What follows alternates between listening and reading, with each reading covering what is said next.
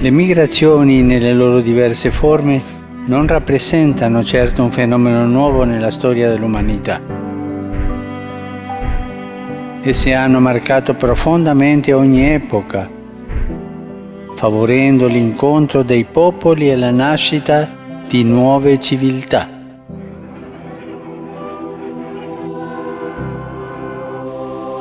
Purtroppo in gran parte dei casi si tratta di spostamenti forzati causati da conflitti, disastri naturali, persecuzioni, cambiamenti climatici, violenze, povertà estrema e condizioni di vita indegne. La nostra comune risposta si potrebbe articolare attorno a 4 verbi: accogliere, proteggere, promuovere e integrare. Accogliere. Un'accoglienza responsabile e dignitosa di questi nostri fratelli e sorelle comincia dalla loro prima sistemazione in spazi adeguati e decorosi. Proteggere.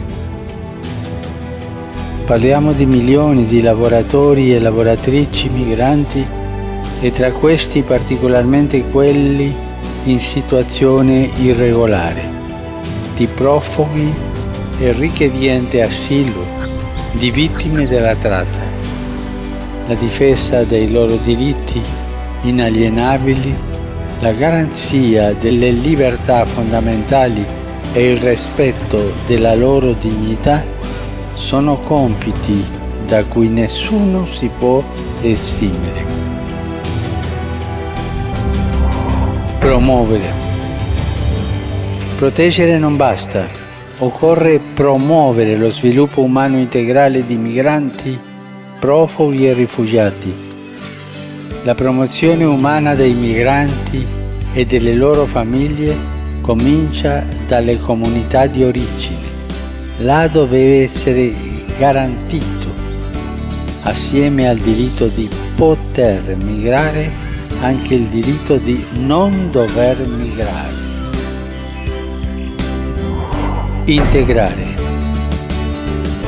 L'integrazione, che non è né assimilazione né incorporazione, è un processo bidirezionale che si fonda essenzialmente sul mutuo riconoscimento della ricchezza culturale dell'altro.